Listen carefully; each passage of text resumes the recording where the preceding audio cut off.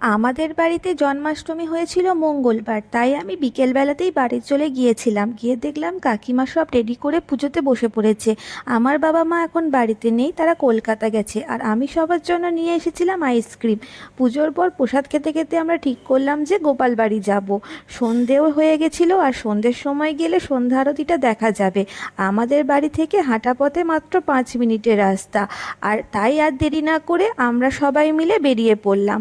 গেছিলাম আমরা 4 জনে, আমি, আমার ছোট বোন, আমার পিসির ছেলে এসেছিল কলকাতা থেকে, সে আর আমার মেয়ে। আর এই দেখো বাঁ দিকে যেটা আছে, এটা একটা পার্ক। পার্কের পাশে একটা মন্দির আছে, সেখানেও জন্মাষ্টমীর পুজো হয়েছিল, লাইট দিয়েছে। কিন্তু আমরা এখন ঢুকলাম না, ফেরার পথে ঢুকবো। আর বলতে বলতে আমরা গোপালটুঙ্গি পৌঁছেও গেলাম। আর বাইরেটা দেখো কি সুন্দর করে সাজিয়েছে, আর ভেতরটাও কিন্তু দেখতে পাচ্ছি খুব সুন্দরভাবে সাজিয়েছে। বাইরে এখানে জুতো খুলে আমরা ঢুকে গেলাম ভিতরে। আর অনেক বছর পর এলাম, তাই অন্যরকম লাগছে। এরপরে আমরা দেরি না করে সোজা চলে গেলাম মন্দিরের ভেতরে। আর মন্দিরের ভিতরে গিয়ে দেখছি আমরা ঠিক টাইমেই এসেছি, কারণ তখন চলছিল কিন্তু সন্ধ্যা আরতি।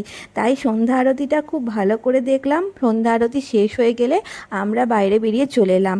আর দেয়ালের এই ছবিগুলো আর এই মন্দিরটা কিন্তু নতুন করেছে, কত সুন্দর করে আঁকা। বিয়ের আগে প্রতিদিন বিকেলে রাস্তা দিয়ে হাঁটতাম, তখন মাঝে মধ্যে ঢুকতাম।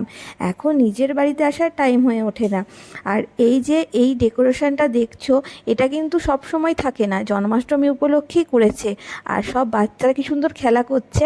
আমরাও কিন্তু ছোটোবেলায় এসে এভাবেই খেলা করতাম। আর এই যে চালাঘরের মতো বাড়িটা দেখছো, এটা কিন্তু ছিল। আর ভেতরের এই ঠাকুরগুলো আর বাইরের এই ছবি যেগুলো আঁকা আছে, সেগুলো কিন্তু নতুন করেছে। এবার আমাদের দেখা হয়ে গেলে আমরা বেরিয়ে গেলাম। আর ওই পার্কের পাশের ওখানে একবার ঢুকলাম। ওখানে গিয়ে দেখলাম ঠাকুরের দরজা বন্ধ আছে, আর বাইরে সবাই নাম কীর্তন করছে। তাই আর কি করা যাবে, হাঁটতে হাঁটতে চলে এলাম বাড়ির দিকে। ভিডিওটা ভালো লাগলে অবশ্যই একটা লাইক করে দিও।